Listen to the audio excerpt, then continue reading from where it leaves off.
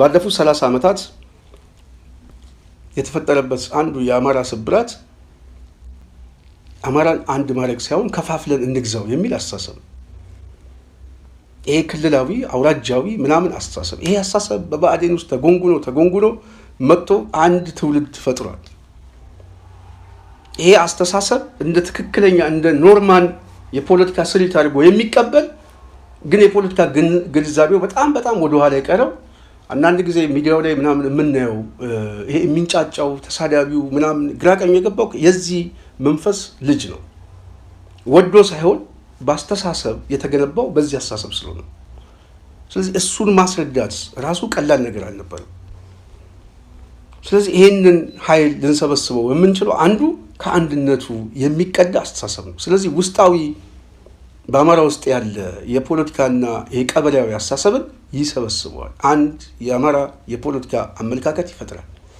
ይሄ የፖለቲካ አመለካከት ደግሞ አማራ ክልላዊ ብቻ ሳይሆን ቀጠናዊ የሆነ ሰፋ አድርጎ የሚያስብ የአማራ ኮሚኒቲ ይፈጥራል። ስለዚህ ይሄ አንዱ የአንድነቱ ውስጣዊ አንድነቱ ድል ነው። በሌላ በኩል የአማራ የፖለቲካ ኃይል ቁመና በሌሎች የትንተና አድማስ ተፈላጊነቱ የሚጨምርበት ድል ነው። የኃይል ግምገማ ለሚሰሩ ሰዎች ከነዚህ ኃይሎች ጋር ከተፈላጊነት የሚመጣ መከበረ። ዛሬ እኮ አማራ አዲስ አበባ አትገባም ተብሏል እኮ ድርጅት መስርቶ ምናምን የበላይነት እኮ ቢሆን እኮ አዲስ አበባ ነገ ጠዋት አዲስ አበባ አትገባም የተባለው አዲስ አበባን ለማስተዳደር መች ነው? ቢያንስ ትግሉን በጉጉት እንዲጨርስ የተለያየ የፖለቲካ ትንተና ሊሰራበት ይችላል። ይሄ ደግሞ ከፍተኛ የሆነ የተፈላጊነት የሚመጣ ነው።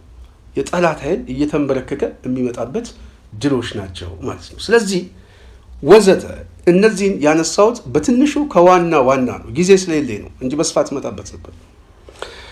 ይሄ ወሳኝ ነው ማለት ነው። ስለዚህ 80% የፖለቲካ ድል ነው የተባለው 80% የፖለቲካው ድል የሚቀዳው ከጥይት አፈሙዝ ሳይሆን ከፖለቲካ ድል ነው። የፖለቲካ ድሉ ይሄ ቅድም ያስቀምጥኩላችሁ ነው፣ ባጭሩ ያስቀምጥኩት። ይህን የፖለቲካ ድል ግን ማሳካት የሚቻለው በምንድን ነው? በምንድን ነው ሲባል በአንድነቱ ነው። አንድነት ወሳኝ ስለሆነ ማለት ነው። የአማራ የፖለቲካ ኃይል የተለያየ ሪጂናል አሰላለፍ ይዞ አንድነቱ እንዳይመጣ እክል አንድ ከዚህ አስተሳሰብ የተቀዳ፣ 2 ከቡድን ስሜት የተቀዳ፣ 3 ከግለሰብ አስተሳሰብ እና የስልጣን ፍላጎት የተቀዳ፣ 4ኛ ከመጠራጠር ከኤጎ ከጥላቻ የመጣ አስተሳሰብ አንድነቱ ላይ እክል ፈጥሮበታል። አማራ የህልውና አደጋ አለብኝ ያለ ህዝብ፣ ወደ ጫካ የወጣ ህዝብ አንድ ድርጅት ሆነን መሪ ሰይመን አቅማችን ሰብስበን መታገል አለብን የሚል ጥያቄ የመርህ ጥያቄ ነው። የመርህ ጥያቄ ብቻ አይደለም፣ ራሱ ጥያቄውን የማይቀበል የህልውና አደጋ ነው። ምክንያቱም እኔና አንድ ወንድሜ የሚገለን ኃይል ሰራዊት መድቦ ቤታችን ድረስ እየመጣ ነው። የምንጠፋው ፊዚካሊ ሰው ብቻ የለም የሚጠፋው፣ ባህሉ፣ ቋንቋው፣ ታሪኩ፣ እሴቱ፣ ማንነቱ፣ አገሩ ሁለመናዊ የሆነ ጥፋት ነው የሚጠፋው። ሁለመናዊ ጥፋት ላጠፋህ መጥቻለሁ ታሪካዊ ጠላቴ ነህ ብሎ ብያኔ ሰጥቶ ሰራዊት አስከትሎ ቤት ድረስ የመጣን ጠላት አንድ ሆነን እንደ አማራ ተሰባስበን መመከት አለብን የሚል ጥያቄ ትክክለኛ ብቻ ሳይሆን ፍጹም ትክክለኛ አይደለም፣ ፍጹም ትክክለኛ ጥያቄ ነው። ስለዚህ ፍጹም ትክክለኛ በሆነ ጥያቄ ላይ ካልተስማማን፣ በዚህ ጉዳይ ላይ ትክክል ነን ብለን ካልተግባባን፣ በህልውና ትግሉ ላይ ካልተስማማን፣ ነገ ጠዋት ከህልውና ትግሉ ላይ በኋላ ትግሉን ከጨረስነው በኋላ እክሎች ይፈጠርብናል፣ ወይም ላንስማማ እንችላለን፣ ወይም ግጭት ውስጥ ልንገባ እንችላለን የሚለው ሚዛናዊ የሆነ ትንተና ነው። ይሄ ደግሞ ፖለቲካዊ ድል ያስመዘግባል ብያችሁ የነገርኳችሁ ቅድም የዘረዘርኩትን በሙሉ ያሳጣው። እነዚህን በሙሉ ሲያሳጣው አስተሳሰቡ እየተሸነፈ ይመጣል። አስተሳሰቡ እየተሸነፈ ሲመጣ ደግሞ ትግላችን በተሸናፊነት ይጠናቀቃል።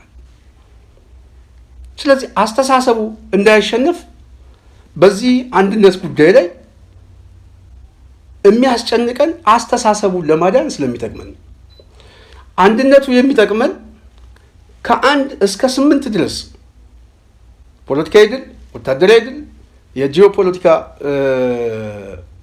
አዳዲስ የኃይል አሰላለፍ ድሎች፣ የዲፕሎማሲው ድል፣ የአሊያንስ ድል፣ ስትራቴጂክ ድል፣ እንደዚሁም የአሸናፊነት ስነልቦና፣ የአማራ ፖለቲካ ውስጣዊ አንድነት፣ የተፈላጊነት የኃይል አሰላለፍ ትንተና፣ እነዚህን ድሎች ያሳጣናል ማለት ነው። ስለዚህ አንድነቱን የምንደግፈው እነዚህን ድሎች እንድናገኝ ነው። አንድነቱን እንዳይመጣ እክል መፍጠር ወይም ደግሞ የተለያየ ዘመቻ ውስጥ መግባት ደግሞ በተዘዋዋሪ አስተሳሰቡን መግደል ነው። ምክንያቱም አስተሳሰቡ ሲሞት አንድነቱ አይመጣም። አንድነቱ ካልመጣ ድል አናገኝም። ድል ካላገኘን ደግሞ የሚሆነው የሚገጥመን የተራዘመ ጦርነት ነው። በተራዘመ ጦርነት ውስጥ የምንከፍለው ኮስት ህዝቡም ይከፍላል፣ ሰራዊቱ ይከፍላል፣ ትግሉ ይከፍላል፣ ደጋፊ ይከፍላል። ይሄ ደግሞ መሰላቸትና መንጠባጠብ ሊፈጥር ይችላል ማለት ነው። ስለዚህ ይሄንን ካስረዷችሁ የአንድነቱ ጠቃሚነት በዚህ ጉዳይ ከተማመንን አንድነቱ እንዳይመጣ በዋናነት ቅድም ያነሳሁት ሁለተኛ ጥያቄው የአንድነቱ ስጋት ሰርጎ ገብነት ነው። ስለዚህ ይሄኛው ኃይል በመዘግየቱ የመጣ ውጤት ስለሆነ ቢዘገይም ችግር የለም የሚል ጥያቄ የሚያነሷል። አስተሳሰብ ስለሆነ እንሞግተው። ስጋት በየትኛውም ቦታ ላይ አለ። ብልጽግና በመግለጫው የውስጥ ስጋት አለብኝ ብሎ አውጥቷል። መንግስቱ ነው ሪሶርስ ይዞ፣ ደህንነት ይዞ፣ ፖሊስ ይዞ፣ ሰራዊት ይዞ የውስጥ አደጋ አለብኝ ነው የሚለው። ህወሓት ጠንካራ የሆነ ማዕከላዊ መንግስት ገንብቶ ያውም ደግሞ የሴኩሪቲ አፓራትሱ ምን አይነት እንደሆነ ግልጽ ነው። ማንም ሰው የሚያውቀው ነው መቼ። በዛ መዋቅር ውስጥ ሆኖ ግን የውስጥ ኃይሎች ቴክ ኦቨር አድርገውታል።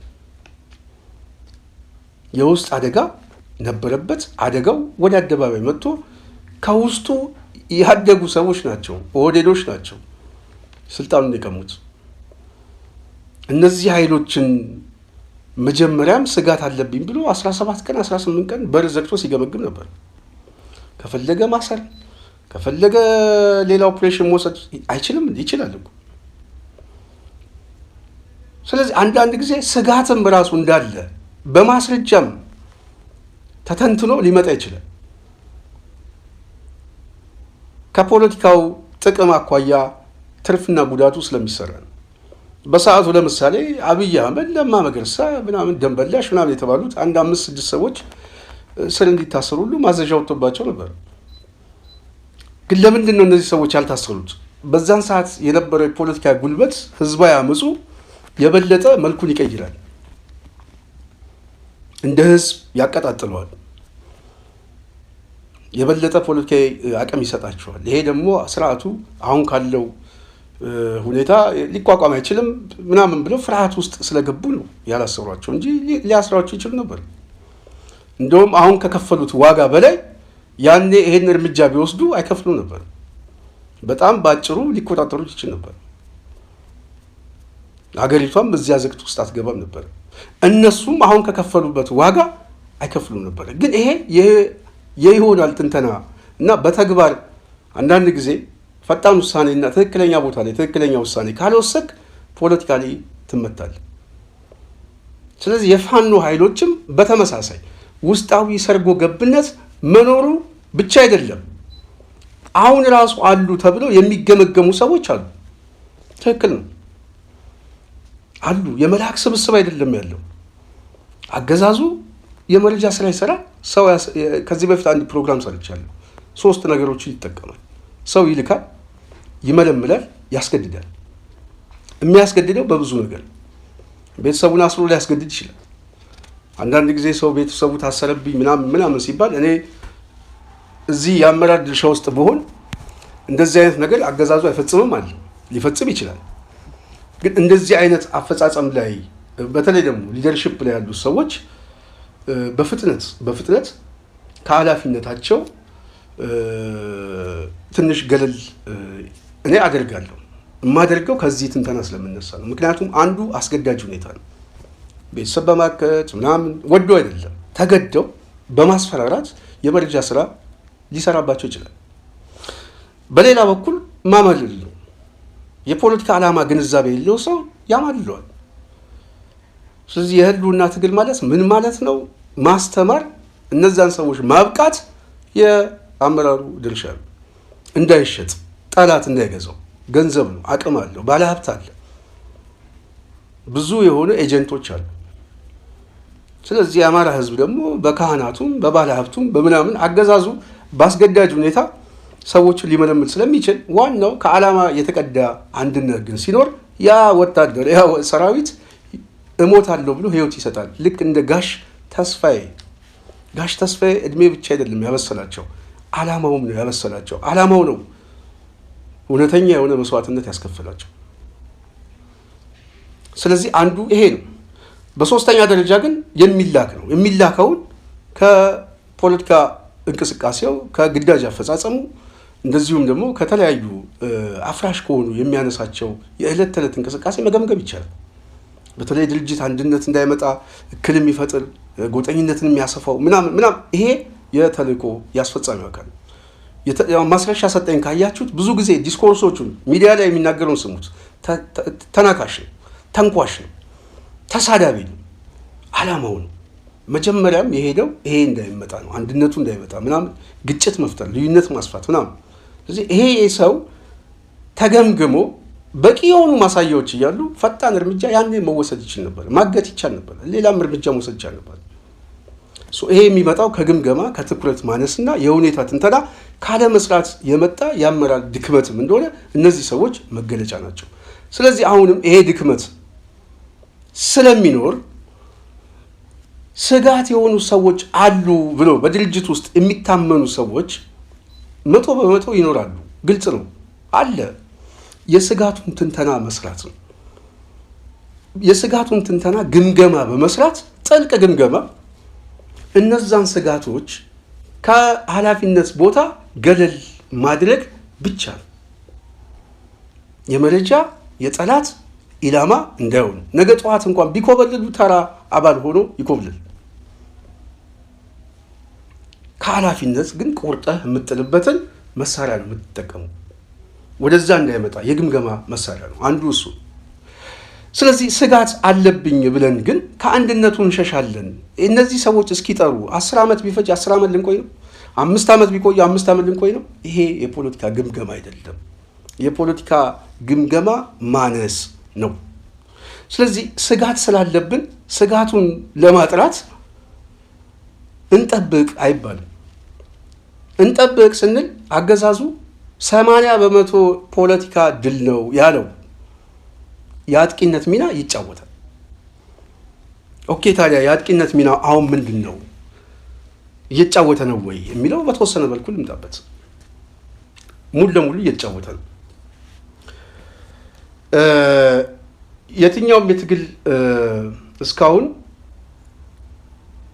ከስጋት አኳያ ምናልባት እዚህ ላይ ትንሽ የምጨምርበት በትግል ውስጥ ሰርጎ ገብነትን ማጽዳት አይቻልም። በየትኛውም ቦታ የፖለቲካ ትግል ነው የምንታገለው። ስለዚህ የተሰባሰብነው ልናስቀድስ አይደለም። ነጠላ ለብሰን ምናምን አይደለም። ጥይት እየተኮስን ነው። ጠላት አለ፣ ወዳጅ አለ።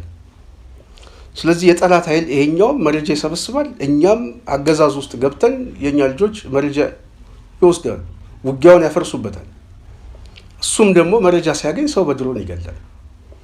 ያለን አማራጭ ስጋቱን መቀነስ ነው። ስለዚህ ስጋት አለብን። ስጋቱ እኛ ጋር ብቻ ሳይሆን በየትኛውም የፖለቲካ ድርጅት ላይ የመንግስት መዋቅር ላይ ስጋቶች አሉ፣ ምልክቶች አሉ። የሚጠፋ አይደለም። የመላክ ስብስብ የለም። ዋናው ነገር ስጋት መቀነስ ነው። የጠላትን ኃይል በግምገማ እየቆረጡ መጣል ነው። ራስን በዓላማ ማጽናት ነው። የበለጠ እስካሁን እጅ ሰጡ ምን ሰጡ ምናምን የተባለው በነገራችን ላይ ጥፋተኛ ከተባለ ዋነኛው ጥፋተኛ እጅ የሰጡ አይደለም። ለኔ ፖለቲካ ለሚሰራ ሰው ነው የምነግራችሁ። ለኔ ጥፋተኛው የአመራሩ ጥፋት ነው። የማብቃት የማሰልጠን ከፍተኛ የሆነ እክል ወይም ክፍተት እንዳለ ግልጽ ነው ማለት ነው።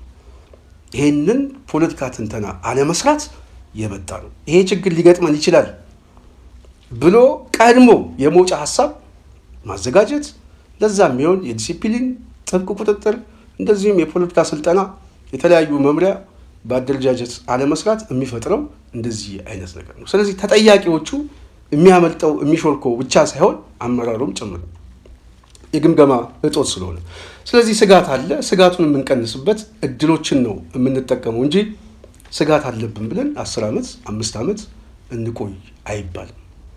ምክንያቱም እኛን ቆሞ የሚጠብቀን ትግል ስለሌለ፣ በተለይ ደግሞ በህልውና ትግል ውስጥ።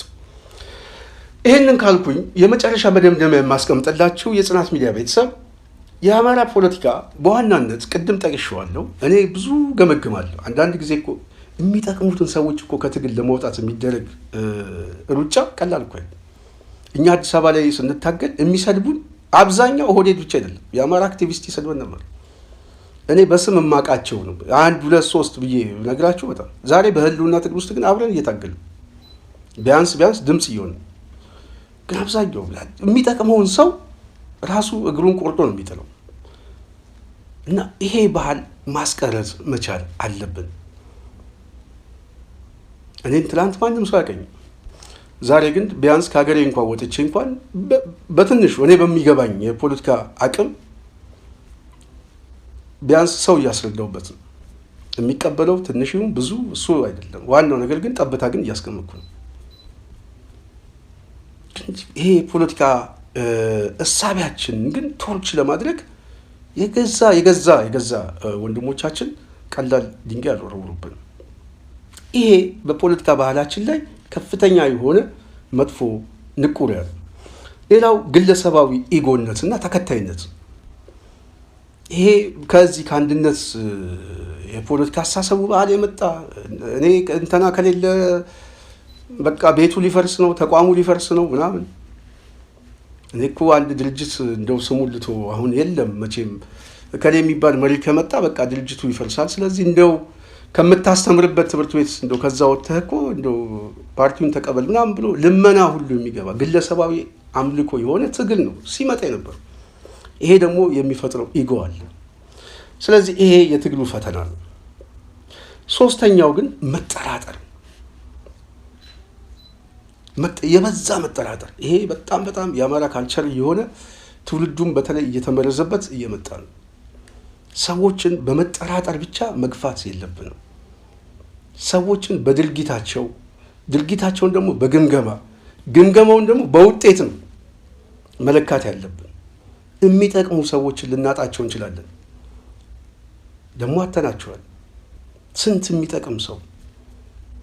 ይሄ ከዚህ የመጣ ነው፣ ከግለሰባዊ ተከታይነት መንጋነት ነው። ተቋም ከመስራት ይልቅ ግለሰብ መከተል ነው።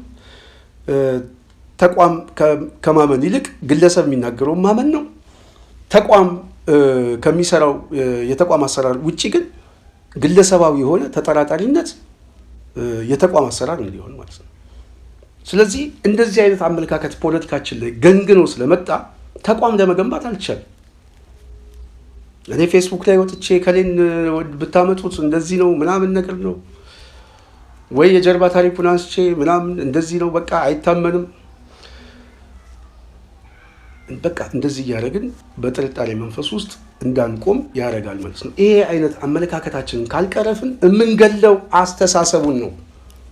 የጽናት ሚዲያ ቤተሰብ የህልውና ትግሉን ነው የምንገለው። የህልውና ትግሉ አስተሳሰብ ነው።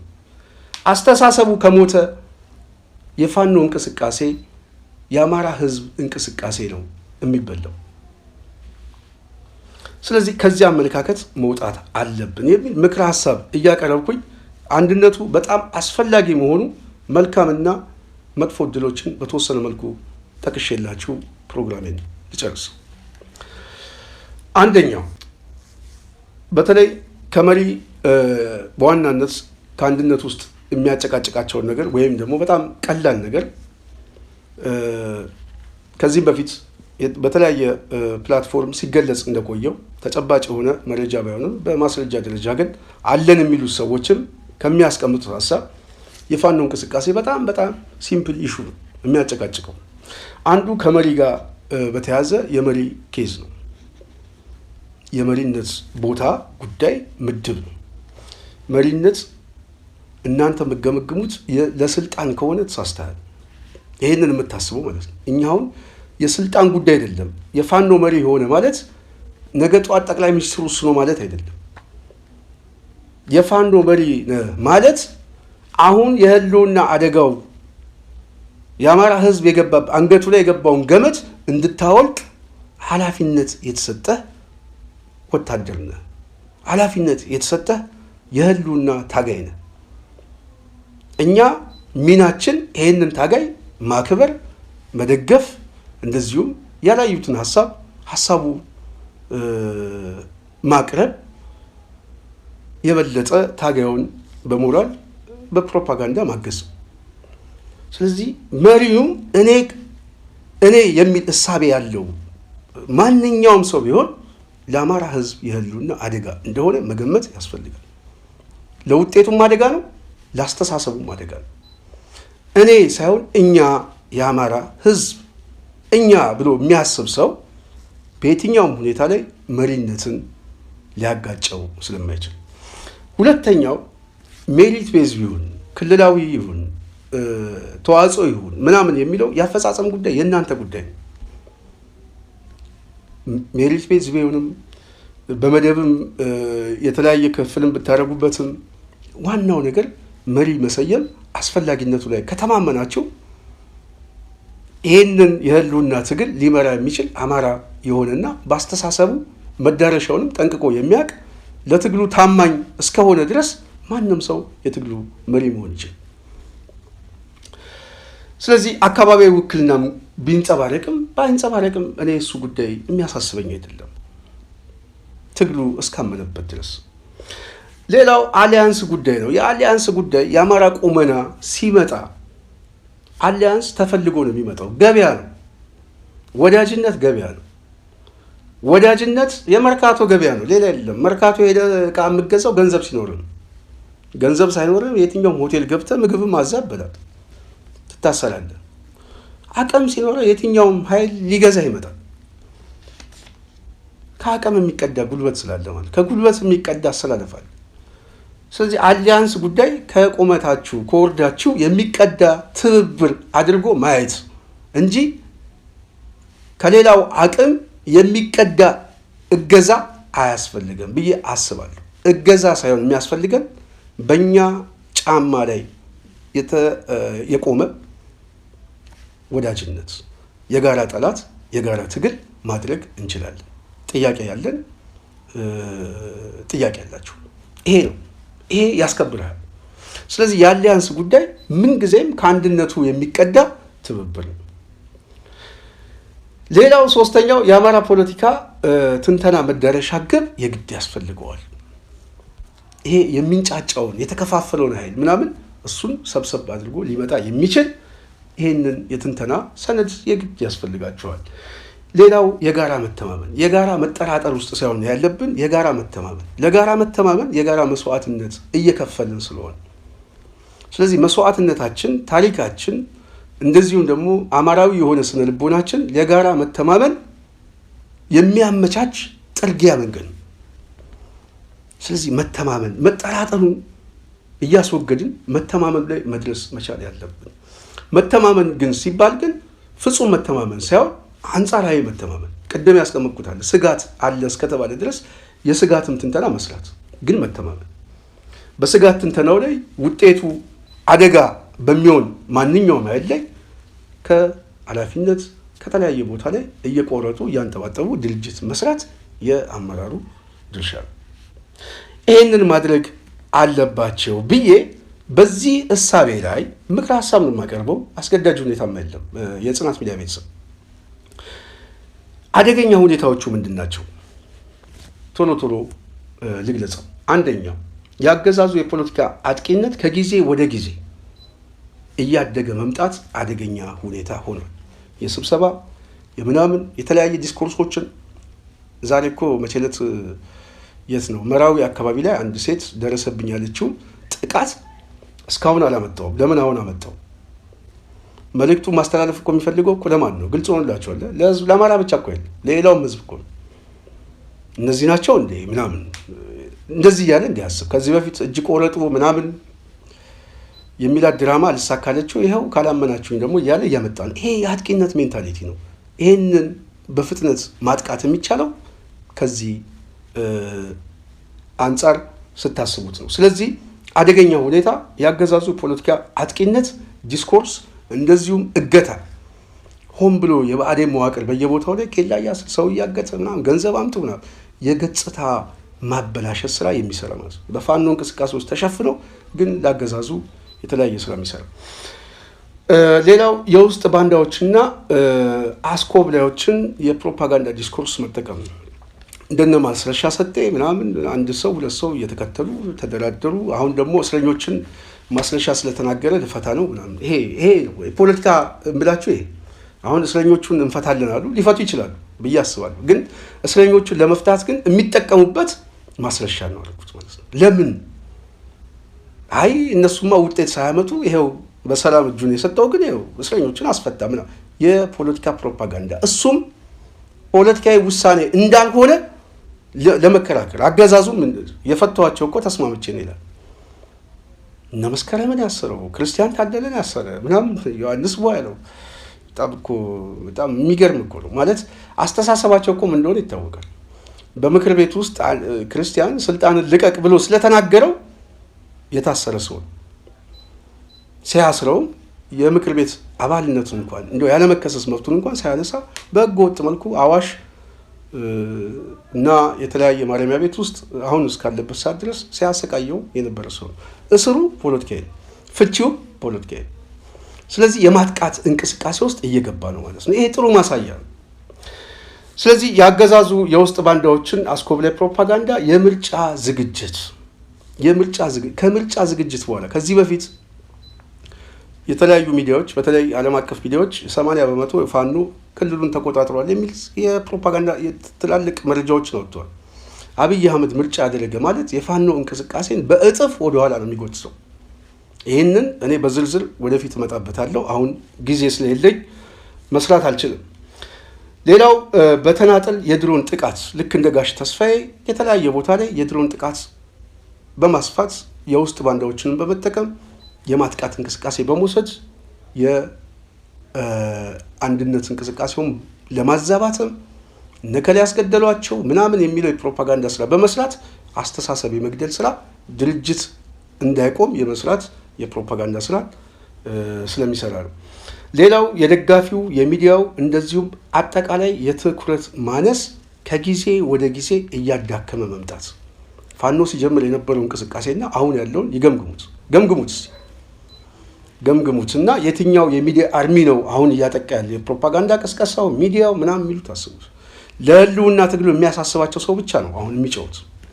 ይሄ ነው። መልካም እድሎችን ባጭሩ ልግለጽና ልሰናበት። የጽናት ሚዲያ ቤተሰብ መልካም እድሎች ያገዛዙ ሰራዊት ከየትኛውም ጊዜ በላይ መዳከሙ መልካም እድል ነው። ፋኖ ይሄ በጊዜ ሂደት ውስጥ እያዳከመው ድርጅት እንኳን ባይፈጥር የገባውን ሰራዊት እያዳከመው ዛሬ አገዛዙ በሁለት እግሩ የሚቆምበት ኃይል የለም። ስለዚህ የአገዛዙ ሰራዊትም እየጠበቀም ነው። ከመዳከሙ በላይ የፋኖን አንድነት እየጠበቀ ነው። ለምን? ለመኮብለል። ይሄ መልካም እድል ነው። ቀጠናዊ የሆነ የጂኦፖለቲካ አሰላለፍ እየፈጠረ ያለው ማዛባት መልካም እድሎች ናቸው። የአሰላለፍ ለውጦች ይፈጠራሉ። ሌላው አዳዲስ ኃይሎች ወደ ጦርነት የመግባት እድላቸው እየሰፋ እየመጣ ነው። ይሄ ከአሊያንስ ትብብርና ከተጠያቂነት ከተፈላጊነት ከኃይል አሰላለፍ የሚመጣ አዲስ የሆነ ጥምረትም ሊኖር ይችላል። ይሄ መልካም እድሎች ናቸው። የመጨረሻው ያልተጠበቀ አሊያንስ የሚመጣበት እድሎች እየሰፉ መምጣታቸው ናቸው። ይሄ ሁሉ ከምን የሚመጣ ድል ነው? ከኃይል ሚዛን የሚመጣ ድል ነው። ይሄ የኃይል ሚዛን የሚጠበቀው በምንድን ነው? የአማራ ሕዝብ አንድ የፖለቲካ ኃይል ሆኖ የሚወጣው ነው። መሳሪያው ድርጅት ነው። ለዚህ ነው አንድነቱን ወትውተን የምንጠይቀው።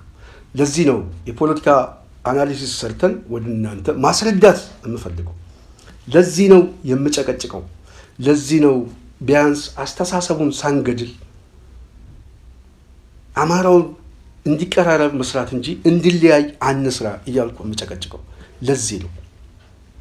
ይሄንን በምክንያት የሚያስረዳኝ ሰው አለ? ይሄንን በምክንያት የሚሞግተኝ ሰው አለ? አይጠቅምም ብሎ አንድነቱ ባይመጣም ችግር የለውም ቢዘገይም ችግር የለውም ለሚሉት እንደዚሁም ደግሞ በፋኖ መሪ ቢሰይም ድርጅት ቢሰይም አንድ ቢሆን ምንድን ነው ከዛ በኋላ ብለውም ለሚያስቡት አስተሳሰቡን በስፋት በጥልቀት መጥቼበታል። እኔ ፍርዱን አልሰጥም። ፍርዱ ተመልካቹ ቢሰጥ ጥሩ ነው ብዬ አስባለሁ። የጽናት ሚዲያ ቤተሰብ በጣም እንደተማማርንበት እገምታለሁ።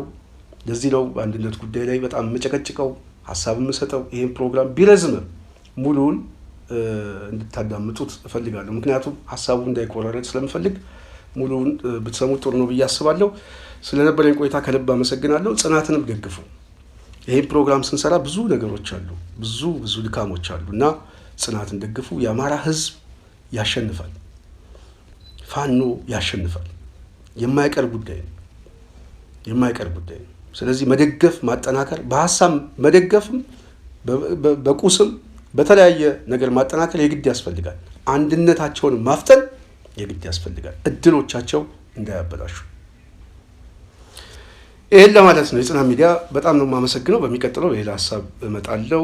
የጽናት ሚዲያ ቤተሰቦች ሁሉ ስለነበረን ቆይታ ከልብ እያመሰገንኩ እኔ ከዚህ እሰናበታለሁ። The nighty night, Happy New Year. The city lights, the clock is ticking. The nighty night, Happy New Year. The city lights, the clock is ticking. እንግዲህ አዲስ ዓመት እየገባ ነው። ስለዚህ ለፈረንጆች አዲስ ዓመት ባህል እንኳን አደረሳችሁ። ገና ከፊታችንም እየመጣ ነው። ለገና ባህልም በአጠቃላይ የክርስትና እምነት ተከታዮች በሙሉ እንኳን አደረሳችሁ ማለት እንፈልጋለን። እኔ ስንታየው ቸኮል ነኝ። ሰላም።